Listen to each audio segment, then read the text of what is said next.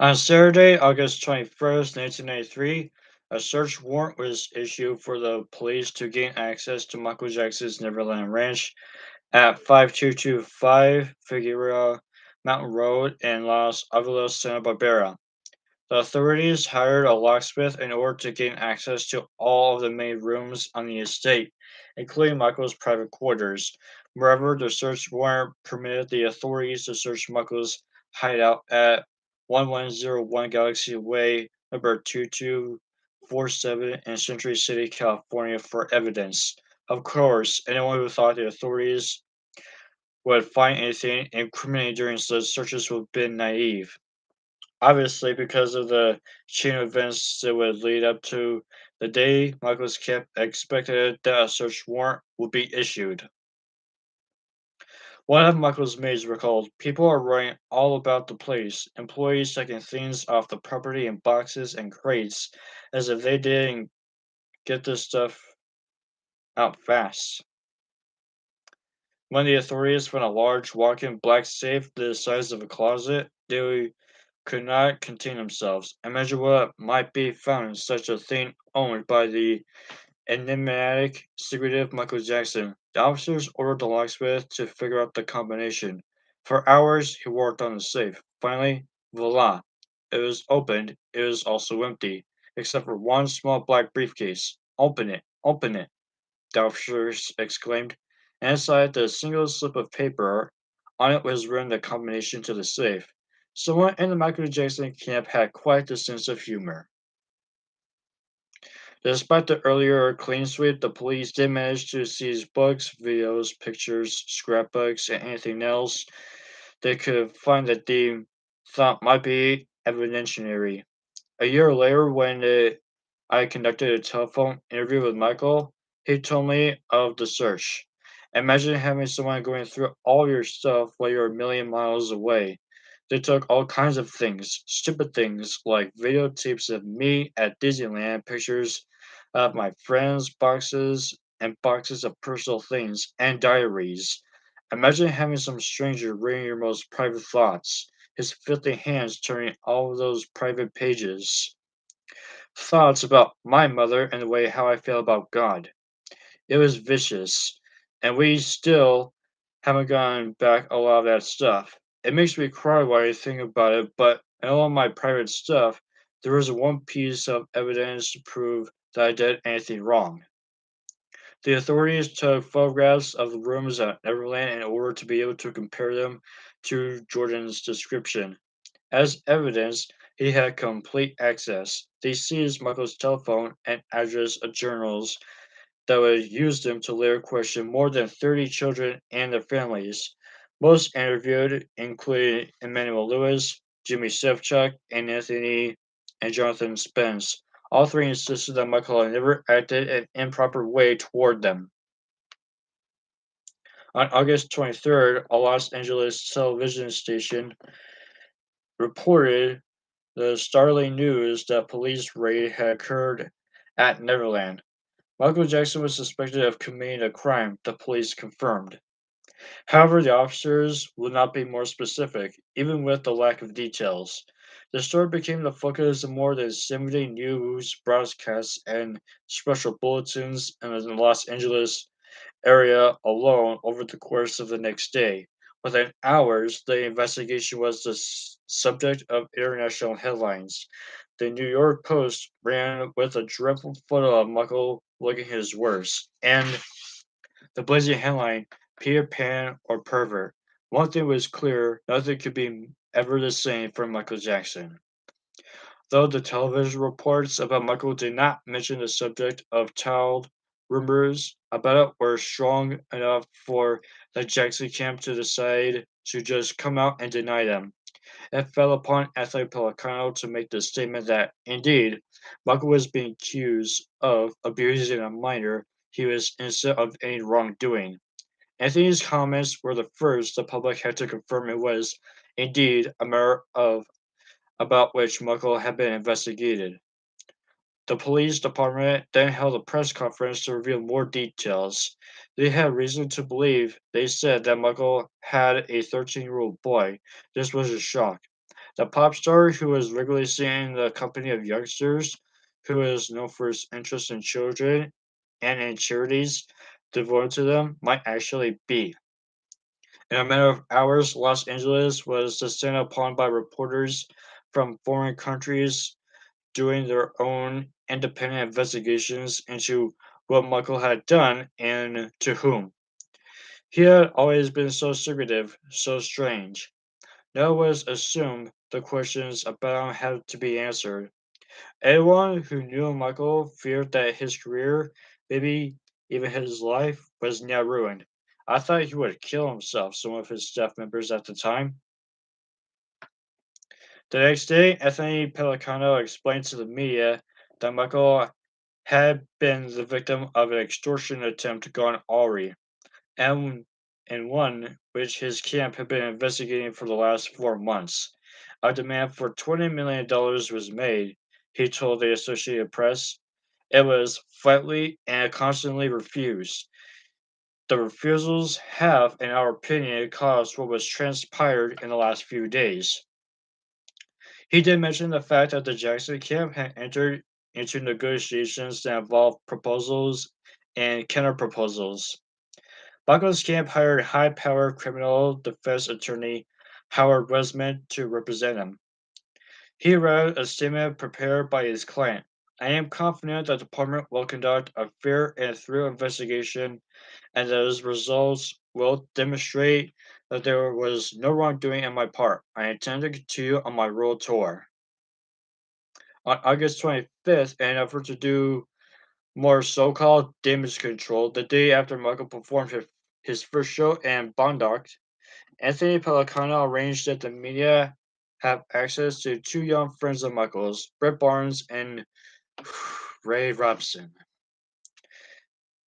In front of lights, cameras, and microphones from news outlets around the world, Brett admitted that he and Michael had slept together on many occasions, but with no overtones. He kisses you like you kiss your mother, said the 11-year-old. It's not unusual for him to hug, kiss, and nuzzle up and stuff. Reid, who is 10, also said he has slept in the same bed as Michael, but just as a friend, he said. Michael is a very, very kind person, really nice and sweet. Sure, I slept with him on dozens of occasions, but the bed was huge. Anthony Pellicano's offering of Wade and Brett to the press did little to help Michael's case. In fact, it was thought by many observers to have made things worse. Michael was actually unhappy about Anthony's decision to put the boys forth when he heard about it in Thailand.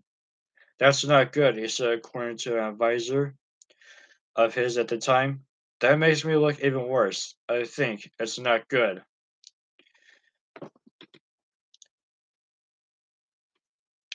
And I think probably just exposed the first who made that stupid documentary.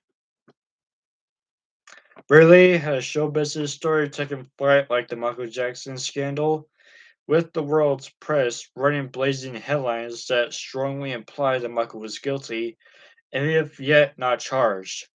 The confidential and charged statements Jordan Chandler gave to the authorities about his sleepovers with Michael were released. All objectivity about how the story should be reported seemed to go right out the window.